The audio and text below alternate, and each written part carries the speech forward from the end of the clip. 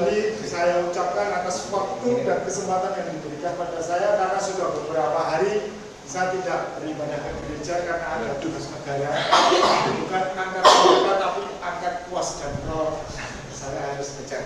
Tapi bagi saya itu juga sebuah ibadah saya.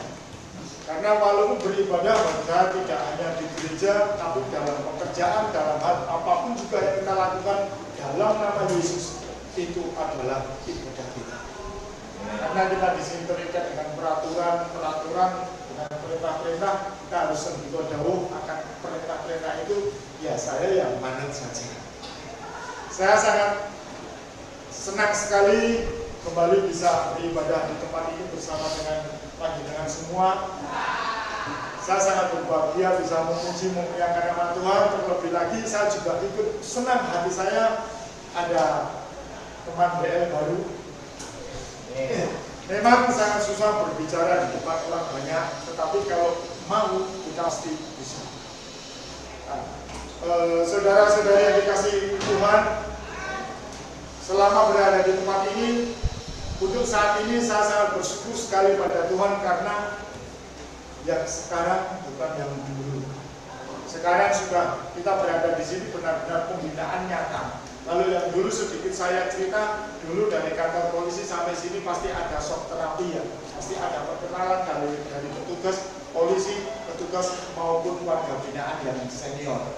Dulu ada seperti itu. Saya pernah melakukannya dan saya pernah diperlakukan, ya kan? Waktu itu seperti itu ya. Tapi saya sangat bersyukur pada Tuhan untuk saat ini berada di tempat ini sudah jauh beda dari yang dulu.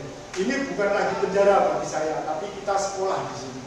Kita diberi pendidikan sesuai dengan talenta yang kita punyai. Terlebih lagi dalam session kerohanian kita di sini full waktu. Hampir setiap hari ya Cok. Selain Sabtu dan Minggu kita dididik kerohanian. Saya sangat bersyukur sekali dan dalam hal ini saya berani menyatakan kalau Tuhan benar-benar bekerja luar biasa bagi kita yang ada di tengah ini. Talenta kita diasah oleh Tuhan di sini dan bisa bekerja apa saja kalau mau dengan catatan. Kalau mau di sini diharuskan. Tentang kerohanian nggak bisa musik tentang BL, bahkan kalau ada yang mau belajar menyampaikan firman Tuhan juga dipersilakan. Kalau pas hamba Tuhan tidak ada ibu, kebetulan juga ada termasuk saya. Terkadang saya membawa firman mengisi kalau hamba Tuhan tidak ada. Dan selain itu juga kita di sini mau menghubungi keluarga sudah di full, mau VC, mau telepon sudah, mau besukan 30 menit. Ya, sebenarnya kurang kalau pas dibesuk 30 menit itu bagi saya kurang, maunya 2 jam. 2 jam baru puas ngobrol. Nah, saya sangat bersyukur sekali setiap malam saya sok merenungi Tuhan. Ini bukan penjara Tuhan. Memang sebenarnya ini penjara, tapi pendidikannya itu, pembinaan Tuhan itu sangat saya rasakan. Mungkin kalau kita melihat dari sisi kiri kita, mungkin kita akan banyak mengeluh. Tetapi belajarlah untuk melihat dari sisi kanan kita. Yang mana sisi kanan maksud saya sisi secara religi kita, ya. Secara keimanan kepada Tuhan Yesus. Ayo bersama kita belajar mengerti, memahami, selalu mengerti hikmat dan pengertian dari Tuhan untuk bisa lebih mengerti dan memahami apa maksud Tuhan, apa kasih Tuhan yang berjalan dalam hidup kita saat ini, detik ini, di sini. Tuhan banyak memberikan pengajaran-pengajaran kepada kita. Kasih Tuhan tak berkesudahan. Saya sangat merasakan itu. Kasih Tuhan tidak berkesudahan. Jadi sangat luar biasa kasih Tuhan itu saya rasakan. Dan saya sangat bersyukur pada Tuhan. Bukan berarti saya suka ada di tempat ini, tetapi saya sangat bersyukur Tuhan mengizinkan saat ini saya berada di tempat ini untuk belajar. Kiranya sedikit kesaksian saya bisa semakin menumbuhkan iman kita bersama pada Tuhan Yesus. Tuhan Yesus yang memberkati.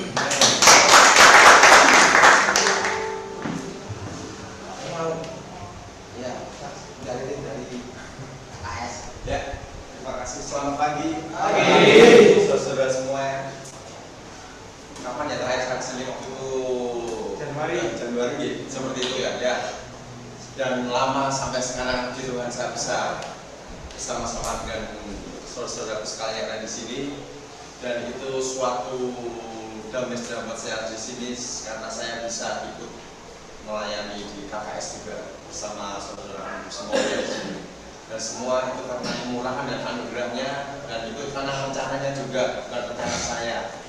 Saya cuma akan berbagi sebentar aja. Dulu lumayan full ya, sekarang sudah hampir puji Tuhan. Itu loh yang bingung ya. Dan jangan sampai kita kembali ke lubang yang sama lagi, dan itu masa lalu kita sudah yang seperti saya. Itu masa lalu saya yang sudah pernah yang saya sampaikan di sini, bagaimana saya di istilahnya ya ditempa karena kebodohan dan dosa, akibat dari dosa saya sendiri yang saya lakukan waktu saya kerja di sana itu. Dan karena saya ingin menyerahkan segala kehidupan saya dan semuanya bisa ya pelan-pelan proses itu akan bertumbuh ya. Karena kalau kebutuhan itu penuh dengan proses, bukan hanya instan seperti itu ya. Jadi di saat itu waktu saya datang pertama kali di istilahnya di Middle East, itu kan Timur Tengah, dan rata-rata semua Muslim di semua itu. Waktu itu pertama kali saya ke sana, dan ternyata sampai sana saya nggak di istilahnya dijemput atau tidak disaper dengan agent saya seperti yang seharusnya setiapku yang mau join itu biasanya harus semua dari office itu di prepare semua, jadi tidak bingung itunya apa punya tersebut. Jadi waktu itu saya sampai tiba sana, saya harus gimana nggak tahu kenapa. Itu baru pertama kali saya menginjakkan di Middle East di sana, waktu itu di Qatar ya, dan saya langsung ke minta tolong sama informasi. Ini saya baru datang dan ternyata belum ada penjemputan dari agen saya, dan setelah itu ternyata mereka bisa membantu saya untuk meminjamkan komunikasi karena saya dikasih itu ya, dikasih nomor telepon buat mereka ya, dikasih nomor telepon, dan saya mengajukan bisa minta tolong nggak kalau saya mau menghubungi nomor ini, soalnya kan yang pasti di sana saya nggak ada komunikasi sama sekali. Sampai di informasi situ petugas sebenarnya mengatakan bisa, boleh, nggak apa-apa kalau memang ini dibutuhkan, dan waktunya sudah terlalu lama saya menunggu di situ. Dan yang dipertanyakan saat waktu itu buat saya dari petugas informasi itu disampaikan menanyakan sama saya, "Are you Muslim?"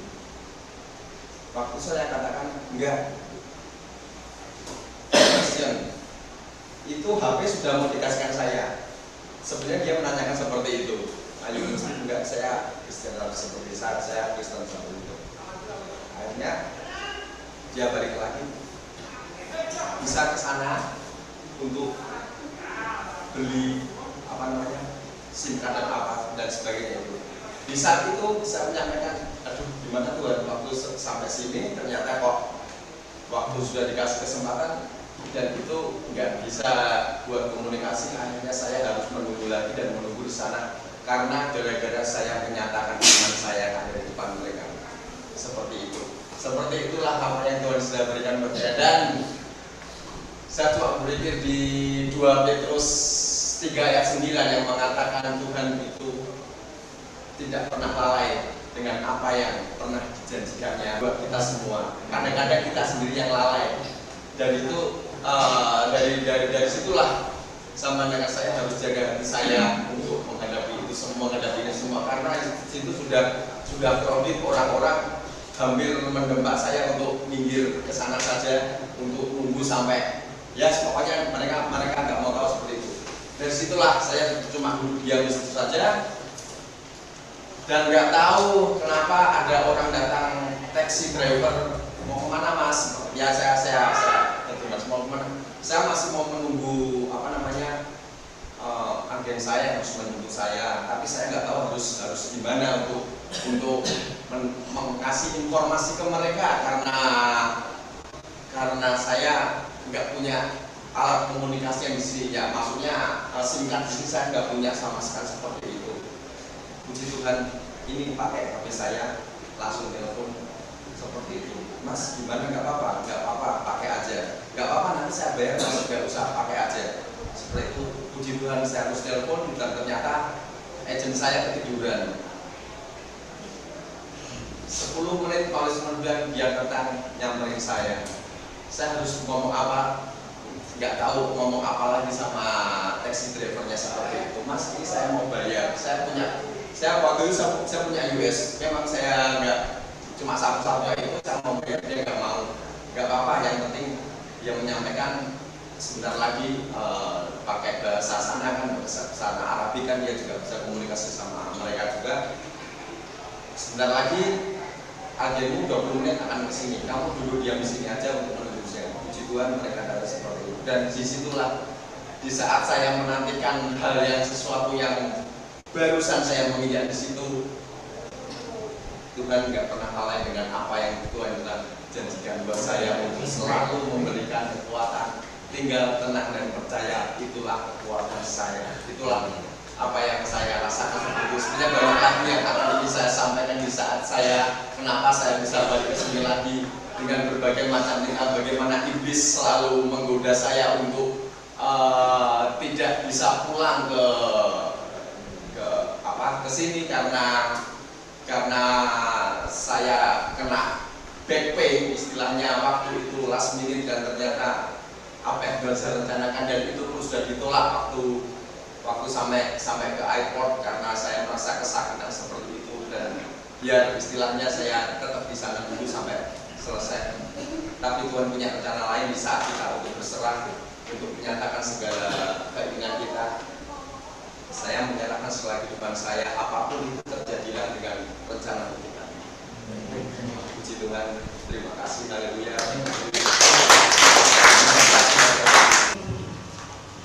Bapak bersungguh baik, amat baik dan beramat baik. Puji syukur, terima kasih Engkau selalu ada bersama dengan kami dalam setiap keadaan kami. Saat ini Tuhan, kami siap untuk menerima firman. Kiranya Roh Kudus-Mu yang akan menolong kami supaya kami dapat mendengar dengan baik apa yang mau Engkau sampaikan kepada kami. Berbicaralah Tuhan kepada kami, sampaikan isi hati-Mu kepada kami ya Tuhan. Dalam nama Tuhan kami Yesus Kristus, kami telah berdoa dan mengucapkan syukur. Amin. Amin. Saya mau berlaku dokumen.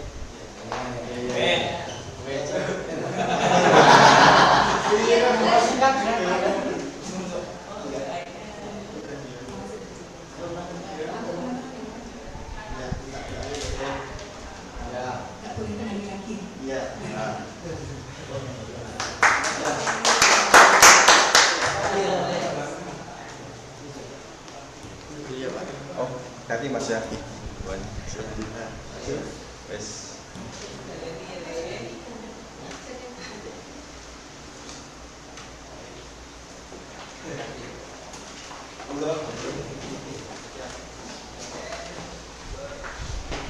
Shalom Bapak Ibu. Perkenalan diri ya. Baru sekali saya kesini. Nama saya Kristina Widiani, di KKS biasa dipanggil Rini. Saya mewakili Bu Ana yang saat ini melayani di Jakarta. Jadi Bu Ana itu muter ya pelayanannya. Jadi ini posisi pelayanan di Jakarta karena di sana juga konsep untuk lapas desa. Jadi saya dengan Mas Yohanes, suami saya, jadi kami datang berdua untuk melayani Bapak Ibu yang ada di sini. Nah, kita akan belajar ya. Yuk, baca yuk. Kita akan membaca surat Efesus. Ya, Bu.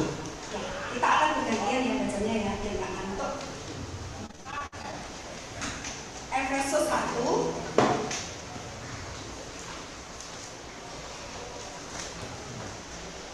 Ya. Efesus 1 kita akan baca ayat 3 sampai 14. 14.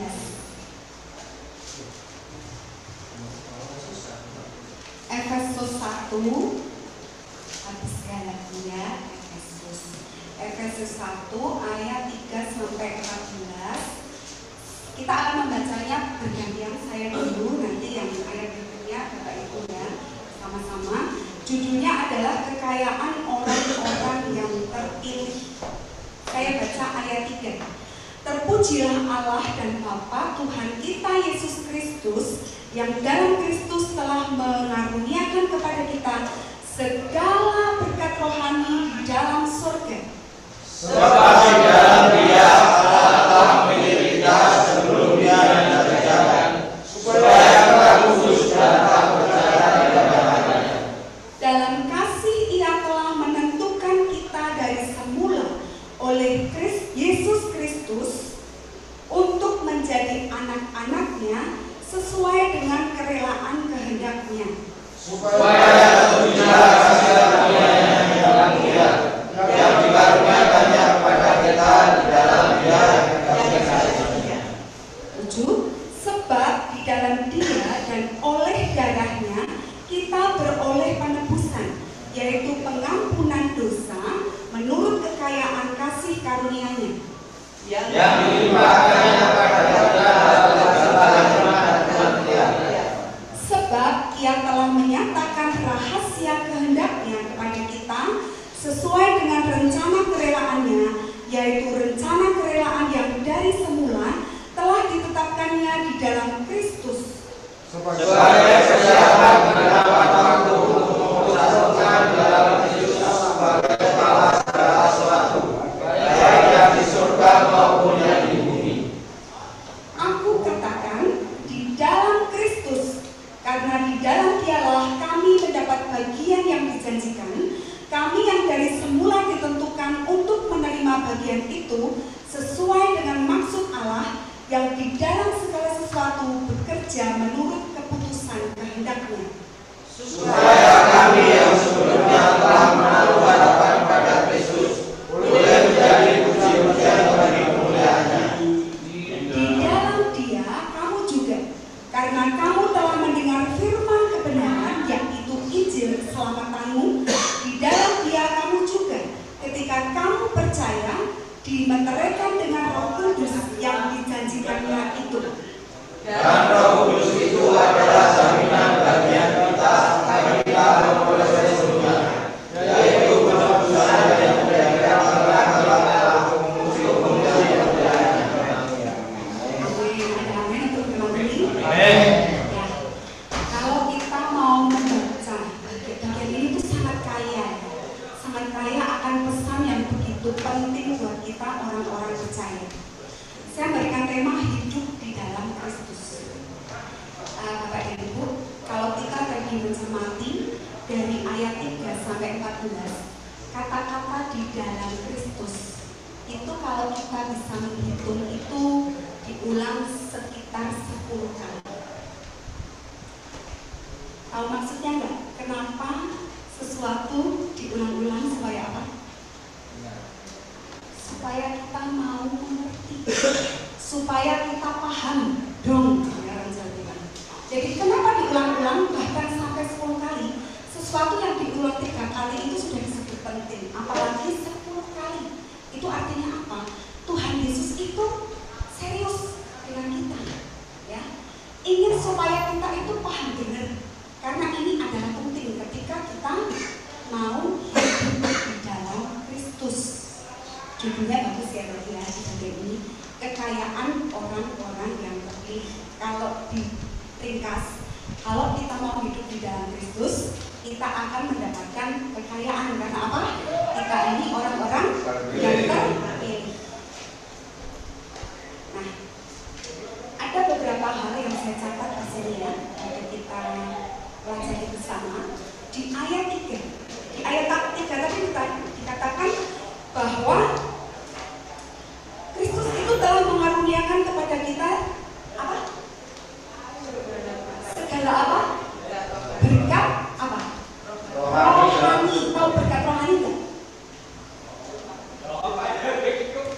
Segala berkat rohani. Kenapa disebut keabadian, bukan berkat yang kelihatan, tapi berkat rohani. Rohani itu apa? Sesuatu yang roh sifatnya. Sesuatu yang roh itu asalnya dari mana? Dari Tuhan. Sesuatu yang roh itu berasalnya dari Tuhan. Berarti akan bersama Tuhan terus ya? Iya. Dan itu akan kekal, tidak akan ada habisnya. Berkat itu adalah berkat yang selalu ada. Dan walaupun kita mungkin sudah pergi dari dunia ini, itu tidak akan pergi dari kita. Itu namanya berkat rohani. Jadi sesuatu yang sifatnya roh, karena Tuhan kita adalah roh.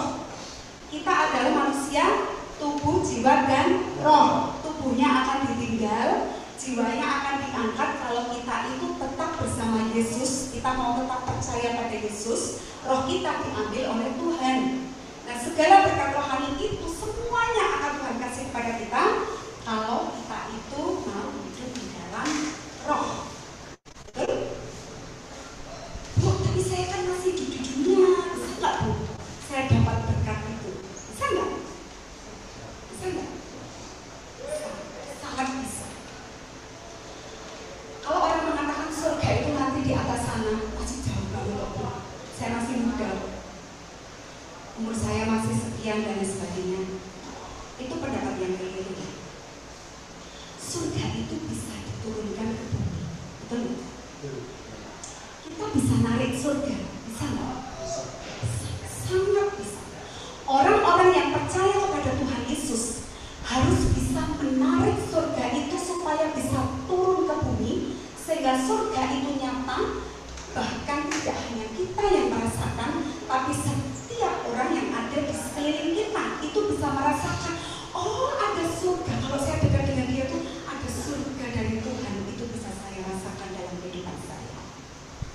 Jadi surga itu nyata, bisa turun ke bumi kalau kita itu mau berjuang untuk menarik surga itu nyata di dalam kehidupan kita. Sehingga poin pertama tadi, ketika segala berkat rohani itu bisa turun, sangat bisa asal kita mau untuk menarik. Kemudian poin yang kedua, hidup di dalam Kristus itu bagaimana sih? Hidup di dalam Kristus ketika seseorang itu dipilih untuk dikuduskan dan tidak bercela. Ayat selanjutnya ya, nanti masing-masing harus baca ulang ya. Hidup di dalam Kristus adalah kita semua ini yang dipilih untuk diapakan?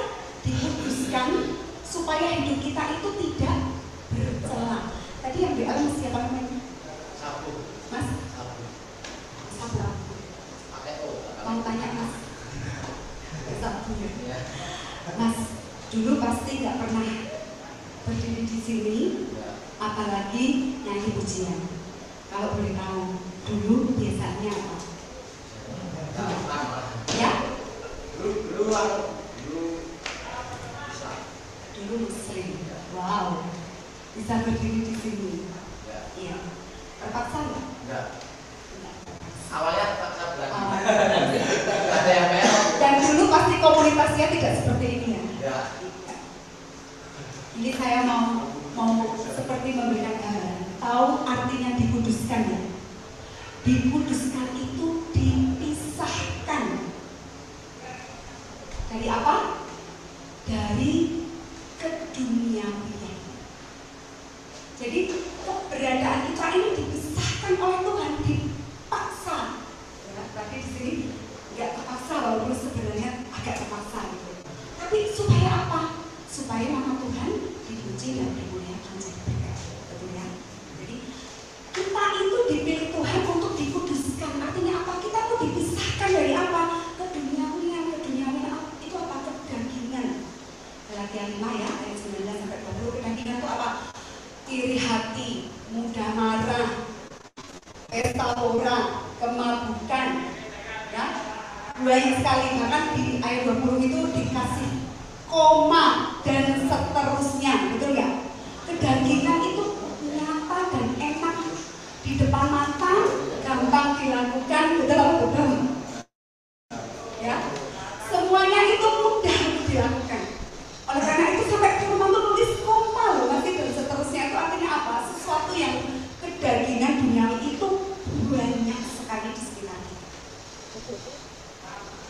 Tapi ketika kita diberi Tuhan, Tuhan ingin kita itu hidupnya tidak bercela. Oleh sebab itu kita dikuduskan, artinya dipisahkan, yang harus mau menarik diri. Kalau tadi Pak Ari bilang, saya itu di sini tuh ternyata sekolah dibina itu sangat betul. Karena mungkin belum pintar ya dulu ya. Secara iman belum masih. Saya tuh Kristen, saya tuh Katolik, minggu ke gereja, mau hidup berdoa, tapi belum nyantol sama Tuhan. Belum mau dikuduskan, belum mau dipisahkan dengan kedagingan. Itu poin hidup di dalam Kristus. Kemudian yang berikutnya, poin ketiga, hidup di dalam Kristus itu kita disebut sebagai anak Allah. Pernah nggak merenungkan? Mungkin ya, kita mungkin pernah di titik orang lain sudah tidak peduli dengan saya. Pasangan saya membenci saya, anak saya menolak saya, ibu saya mungkin sudah tidak mendoakan saya. Pernah nggak kita pada titik semacam itu? Kita seperti itu biasanya ingatnya sama Tuhan, baru ingat sama Tuhan ya. Padahal sejak mula dunia dijadikan, Tuhan itu sudah menyebut kita itu sebagai anaknya. Cuma mungkin kita itu sudah terlalu kilaf ya, lupa jadi diri kita itu sebagai anak Allah, sehingga kita itu melakukan sesuatu yang bukan sebagai seorang anak. Allah itu menganggap kita itu bukan siapa-siapa. Anak itu darah dan dagingnya. Kita ini anak-anak ilahi. Betapa luar biasa ya. Saya tuh kadang-kadang merinding gitu loh waktu Tuhan mengatakan, kamu ini anakku. Ketika dunia itu sudah tidak menerimamu, aku tuh selalu menjadi bapamu. Oleh sebab itu orang Nasrani itu selalu berdoa kepada Bapa, karena apa? Dia itu Allah dan ayah kita, ya, yang tidak akan pernah meninggalkan kita. Tidak ada namanya mantan anak, betul nggak? Yang pernah berpasangan kemudian pasangannya pergi atau mungkin putus, pasti ada mantan ya sebenarnya. Kalau anak itu sampai kapanpun, sampai kita mati, nggak ada yang namanya mantan anak, ya. Kita ini anak-anaknya Allah. Oleh sebab itu nanti di ayat berikutnya ya, saya sendiri yang nanti pokoknya. Kalau kita sebagai anak, maka Tuhan itu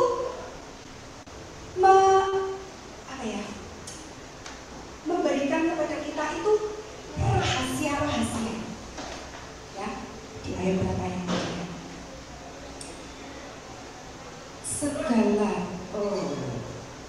ya, nanti kita saya.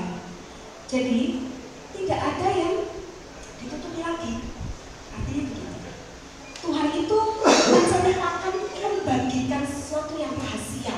Rahasia itu kan artinya ini ya, sesuatu yang sangat ya, belum tentu orang itu dikasih tahu gitu ya. Kalau ini sahabat itu kan suka curhat ya, sesuatu yang rahasia. Tuhan itu begitu pada kita, sesuatu yang personal sekali. Tuhan sampai ceritakan semuanya kepada kita. Ya. Kita itu ahli waris. Apapun kepunyaan Tuhan, Tuhan ceritakan kepada kita. Kamu nanti akan dapat ini, kamu nanti akan dapat itu. Ya. Kalau yang namanya ahli waris, itu semuanya itu dikasih. Karena kita disebut anak, tidak ada rahasia lagi antara Tuhan dengan kita. Oleh sebab itu, kalau kita itu masih suka rahasia dengan Tuhan, Tuhan itu sedih. Tuhan itu sudah tahu sejak di dunia dijadikan, Tuhan itu sudah tahu akhirnya kita tuh bagaimana. Jadi kalau kita tuh umpet-umpetan sama Tuhan tuh nangis. Tuhan tuh sedih. Kok anakku seperti ini? Nah, jadi kalau kita itu sudah menjadi anaknya, kita harus tahu diri, menjadi seorang anak yang dibanggakan, menjadi anak yang menyenangkan, bisa diandalkan, bahkan bisa menjadi contoh yang baik buat setiap orang. Amin. Amin. Kemudian yang berikutnya saya catat untuk yang keempat. Ketika kita hidup di dalam Kristus, kita itu mendapat mendapat penebusan dan pengampunan dari dosa. Ya, siapa yang merasa tidak pernah berdosa? Tidak ada. Bahkan hamba Tuhan sekalipun dia berdosa. Manusia ada di bumi ini semuanya berdosa. Tapi ya, dosa jangan sampai ditimbulkan oleh karena niat jahat kita, karena niatan hati kita. Iblis itu gak suka sama orang-orang yang dekat sama Tuhan. Makanya kalau nanti ya yang pelayanan gitu ya, yang seperti Pak Ari tadi, saya itu tiap hari beribadah ya, lakukan apapun itu ibadah. Iya memang harus begitu, tapi iblis itu gak suka. Jadi hati-hati. Orang-orang yang semakin dekat dengan Tuhan itu, iblis itu akan semakin gimana caranya tuh benar kita itu lebih kuat supaya kita itu terjerumus lagi. Makanya kalau saya itu mendengar, mohon maaf ini ya, yang sudah pernah keluar baru 3 bulan masuk lagi, berarti sekolahnya belum lulus ya Pak Ari. Sedih. Berarti iblisnya lebih kuat dan imannya belum kuat. Terus begini, kalau di dalam itu rajin baca Alkitab, nanti kalau udah di luar rajin ya, harus ya. Itu makanan kita nggak makan pasti mati, lama-lama mati.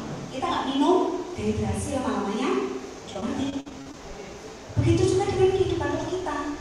Firman ini harus selalu dibawa dalam kehidupan kita, karena firman adalah Yesus. Pada mulanya adalah firman. Firman itu bersama-sama dengan Allah, dan firman itu adalah Allah sendiri. Kalau firman itu nggak pernah dibaca ya kita nggak kenal Allah. Kita nggak kenal Allah. Gimana kita mau ngomong tentang Allah? Mungkin kita nggak pernah baca firman. Dan gitu ya. Kalau kita menjadi hidup di dalam Kristus, kita akan ditebus. Kita akan diampuni dosa-dosa kita yang mungkin pernah melakukan kejahatan. Saya nggak pernah tahu ya kejahatan apa yang sehingga Bapak Ibu semua masuk di sini. Tapi apa? Tuhan ingin menunjukkan kasih-Nya kepada kita. Jangan sampai penebusannya itu menjadi sia-sia. Karena apa? Itu gratis. Itu tuh cuma-cuma. Ya Tuhan kita tuh bayar mahal gitu ya. Kita hanya diminta untuk taat dan setia kepada Tuhan, sehingga kita mau ditarik untuk dikuduskan, dipisahkan dari keduniaan ini. Kemudian yang berikutnya, Tuhan itu kepala dan kita hanya tubuh. Pernah nggak membayangkan tubuh jalan tanpa kepala? Bisa nggak? Bisa. Tubuh jalan tanpa tangan bisa? Tanpa tangan? Ada yang bisa, yang amputasi gitu. Tanpa kaki? Bisa. Ya. Mungkin ada yang telinganya putus, masih bisa. Tapi kalau tanpa kepala, kita nggak akan bisa ngapa-ngapain. Ya.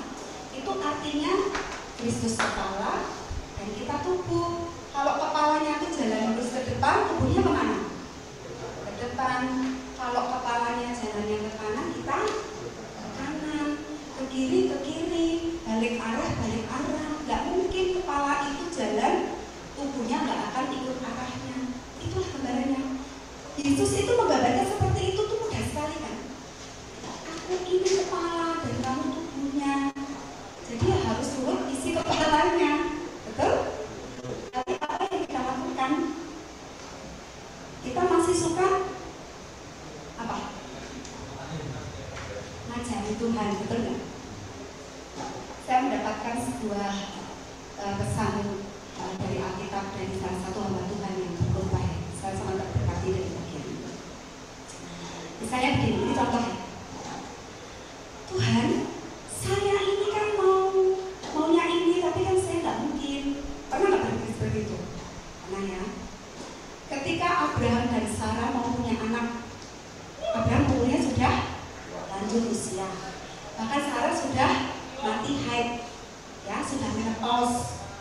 Ketika malaikat datang mengatakan kamu tahun depan kamu akan melahirkan seorang anak, Sarah bilang apa? Gak percaya kan, tertawa kan, sampai anaknya yang lahir Ishak itu disebut tertawa. Kenapa? Sarah yang tertawakan malaikat itu, gak mungkin saya itu sudah tua, sudah mati haid, gak mungkin saya itu akan hamil melahirkan seorang anak. Kemudian apa yang dilakukan Sarah? Apa? Baca Alkitab enggak? Apa yang dilakukan Sarah? Ayo, apa Bu? Dia minta Abraham menikahi siapa? Budaknya. Siapa namanya? Hagar. Ya, dia lahirlah Ismail. Karena Sarah tidak percaya, Tuhan kan nggak mungkin, aku tuh sudah mati haid. Terus dia bantu Tuhan, Tuhan tak kasih budakku aja. Nanti anak yang lahir itu buat saya dan itu akan menjadi keturunan kami. Betul nggak? Sarah melakukan itu? Ya, kenapa? Dia melihat keadaan. Percaya sama Tuhan tapi melihat keadaan. Tuhan nggak mungkin lah Tuhan. Saya ini bisa menyekolahkan anak saya ini bisa menghidupi anak istri saya, makanya melakukan kejahatan, jualan obat, cari jalan pintas. Dia ngajari Tuhan, ya. Saya ini kan nggak pendidikan Tuhan, saya nggak bisa kok cari uang dengan cara-cara yang seperti itu. Cari yang pintas, makanya timbullah kejahatan ini dan itu. Pakai uang perusahaan misalnya, biar dapat memenuhi kebutuhan hidupnya. Itu namanya ngajari Tuhan. Ya sebab itu kalau mau kita itu tetap menjadi tubuhnya Tuhan yang harus ikut kepalanya. Gak boleh bandel. Tadi waktu di depan ada lagu apa? Aku orang rewel ya. Tapi kita tuh sesungguhnya masih suka rewel ya. Tuhan aku tuh maunya di sana. Tuhan tahu nggak sih caranya tuh begini. Ngajari Tuhan terus. Padahal Tuhan itu punya waktu, Tuhan itu punya cara. Ketika Yusuf, kemudian dia akhirnya menjadi raja muda. Mudah nggak mudah, dia butuh waktu 13 tahun untuk dia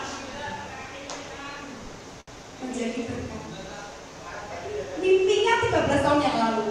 Aku tuh dapat mimpi, semua matahari, bintang, bulan itu tunduk menyembah aku. Aku tuh dapat mimpi berkas-berkas gandum yang dipegang semua kakakku itu menunduk menghormati aku. Mimpinya sudah lama, tapi dia masih harus alami apa? Penjara, difitnah, dikatain memperkosaan istrinya Potifar, ya kan? Dia dikatain ini dan itu, tapi dia tetap setia kepada Tuhan. Akhirnya 13 tahun kemudian dia menjadi berkat bagi banyak bangsa. Mau nggak seperti itu? Oh ya, kenapa? Kita tidak mengajari Tuhan, kita tidak melihat keadaan kita. Ya. Ajarilah untuk fokus waktu dan cara Tuhan saja. Semuanya akan baik-baik saja. Itu ya, hidup di dalam Kristus, kita itu harus menjadi tubuhnya Kristus. Kita harus turut dengan kepala. Kemudian tadi ya bagian ini bagian yang terakhir ya. Ketika kita itu hidup di dalam Kristus, tadi di awal sudah saya singgung sedikit. Surga itu akan turun ke bumi. Yuk kita baca dari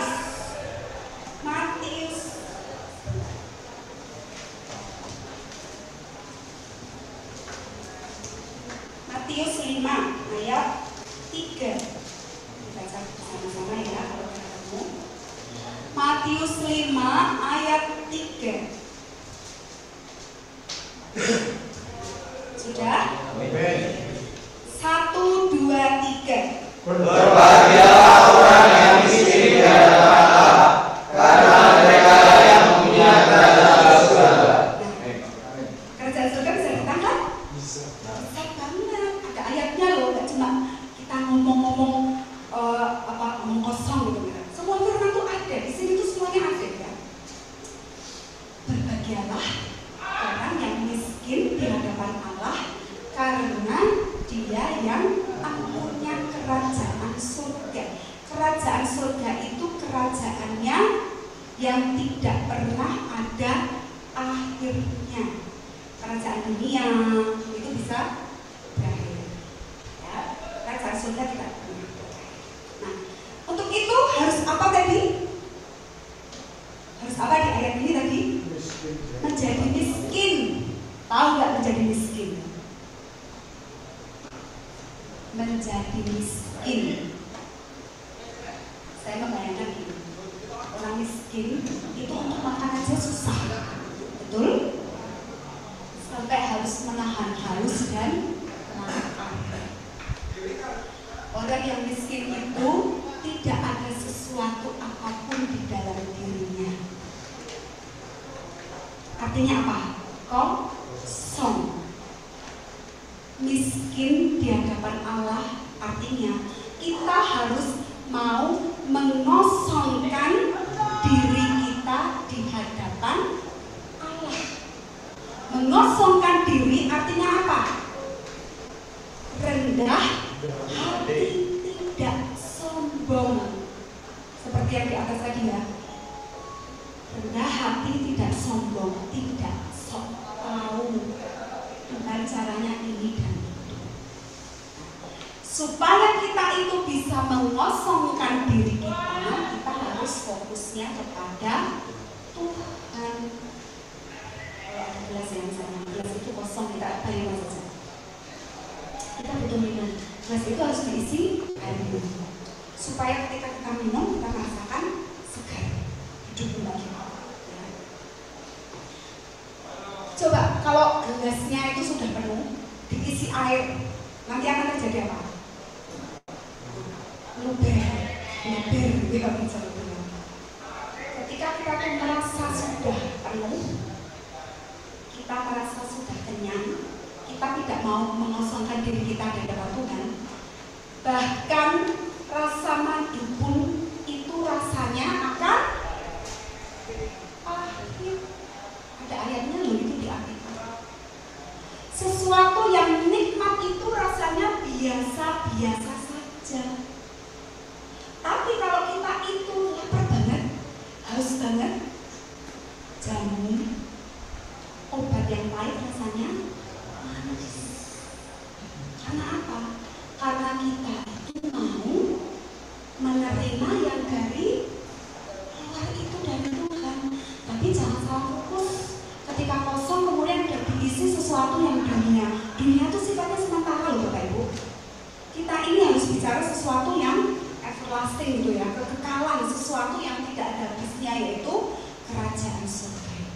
Jadi supaya kerajaan surga itu nyata saat kita masih di bumi, dan sampai kapanpun kita tetap akan merasakan kerajaan surga itu, kita harus hidup di dalam Kristus. Paham? Saya berharap kita semuanya, tidak cuma Bapak Ibu, tapi saya juga, kita itu benar-benar menghormati Tuhan. Kita harus tahu diri. Kita sudah disebut anak, jangan sampai kita itu menyakiti hati Tuhan. Ya. Kita harus hidup di dalam Kristus karena kesudahannya apa? Ayat 14. Yuk kita saya. Efesus 1 ayat 14.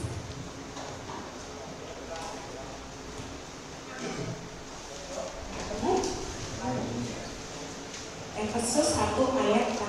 1, 2, 3. Dan Roh Kudus itu adalah bagian dari seluruhnya, yaitu penebusan yang diberikan kita karena Allah. Amin. Kesudahannya apa? Semuanya itu ketika kita mendapatkan kekayaan kita, orang-orang yang dipilih Tuhan, sudahnya kita akan mendapat jaminan penebusan. Kita itu dimeteraikan. Tahu artinya dimeteraikan? Surat, kalau ada meterainya artinya apa? Sah. Kalau kita melanggar, kita kena sanksi nggak? Kena. Kalau yang melanggar apa yang sudah kita tulis itu, pihak yang satunya juga kena, betul nggak? Betul. Meterai itu artinya apa? Cap. Kita dapat cap dari Tuhan, cap yang berharga, ya. Kita itu dicap oleh Tuhan. Dikasih tanda melalui siapa? Roh Kudus. Oleh sebab itu, Roh Kudus itu harus selalu ada di dalam hidup kita. Kalau Roh Kudus itu ada, Tuhan tahu, oh ada Roh Kudus. Orang ini milikku karena tandanya ada Roh Kudus di dalam hidupku. Kalau kita membiarkan Roh Kudus itu pergi, kita akan mendapatkan sanksi dari Tuhan. Kita tidak akan mendapatkan jaminan masa depan. Jadi supaya kita itu menjadi orang-orang yang diperkenankan, kita harus hidup di dalam Kristus. Hidup di dalam Kristus artinya mempersilahkan Roh Kudus itu tetap ada di dalam hidup kita. Jangan sampai ada roh yang di luar sana banyak. Roh perselingkuhan, roh perzinahan, roh hawa nafsu, ya, roh lagi, roh sakit hati, roh kepahitan, roh marah-marah. Dunia ini dipenuhi dengan banyak roh. Tapi jangan sampai Roh Kudus itu pergi dari dalam hidup kita. Kalau ada Roh Kudus, roh-roh yang lain itu akan menyingkir dengan sendirinya. Sampai sini kita mendengarkan firman Tuhan. Kiranya Tuhan Yesus memampukan kita. Jadi saya berharap Bapak Ibu. Tadi saya dengar katanya yang masih paling lama di sini Pak Ari ya. Atau siapa? Pak Ari 1 tahun ya. Ada yang lebih dari 1 tahun? Perkiraan 2027. Ya? Perkiraan 2027. 2 tahun ya. Mau lebih cepat? Mau? Harus diamini ya. Sepakat berdoa, sepakat sama Tuhan. Tidak ada yang tidak mungkin. Ya. Saudara-saudara kita yang ada di Kembang Kuning ya, di Nusa itu pernah ada yang saksi, harusnya divonis mau divonis ya, divonis saat itu juga, tapi mendapat berita keringanan jadinya seumur hidup. Ada yang mustahil bagi Tuhan? Yang penting kita mengarahkan hidup kita hanya kepada Tuhan. Terus jangan kembali lagi ya. Ya, jadi nanti KKS kesini udah lebih sepi ya. Dulu penuh kata suami saya. Dulu katanya penuh. Dulu penuh. Ternyata sekarang sudah berkurang. Artinya sudah banyak yang. Ya. Mari kita berdiri. Kita berdoa ya. Tuhan Yesus, terima kasih untuk firman-Mu yang begitu membuka hati kami Tuhan. Engkau sungguh mengasihi kami, Engkau sangat menyayangi kami dan mencintai kami. Engkau sebut kami sebagai anak-anak-Mu ya Tuhan. Sebab itu ajar kami untuk tidak menyakiti hati-Mu ya Tuhan. Ajar kami untuk tetap hidup di dalam Kristus, sehingga keberadaan kami gak hanya boleh kami rasakan sebagai berkat bagi pribadi kami masing-masing, tapi bagi setiap orang yang ada di sekeliling kami boleh merasakan surga itu nyata turun ke bumi melalui setiap tingkah laku kami, perbuatan kami, tutur kata kami, dan apapun yang kami kerjakan di dalam kehidupan kami. Terima kasih Tuhan, terima kasih atas firman-Mu yang begitu nyata di dalam kehidupan kami. Mohon ampun ya Tuhan, jika masih ada dosa-dosa tersembunyi yang kami lakukan di hadapan-Mu ya Tuhan. Kami mohon pengampunan dari Tuhan Yesus Kristus. Terima kasih. Ayo kita angkat tangan kita, minta berkat Tuhan. Karena Engkau telah baik-baik mendengarkan suara Tuhan itu di dalam hidupmu, dan dengan setia Engkau melakukan perintahnya di dalam kehidupanmu, Tuhan akan memberikan dan menyatakan berkat-Nya kepada kita semua. Tuhan, kasih Tuhan Yesus nyata di dalam kita. Mari kita terima berkat. Berkat dari Allah Bapa kita, dan kasih dari Tuhan Yesus Kristus, dan persekutuan yang intim dengan Roh Kudus ada di dalam diri kita dari saat ini sampai Maranatha Tuhan menjemput kita kembali di dalam Tuhan. Amin. Amin.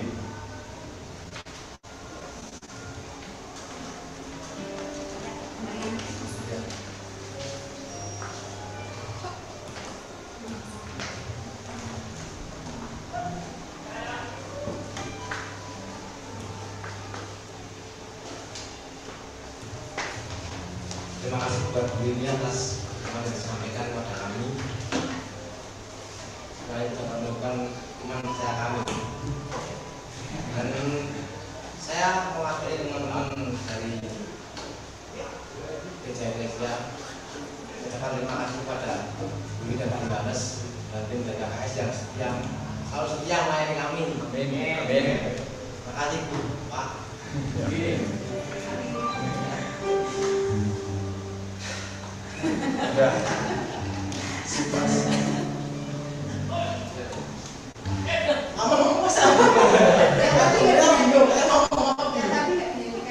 Ya ini mau nyanyi.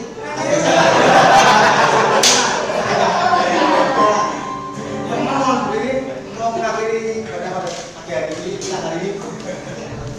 Namun ya, muni. Saya kenang.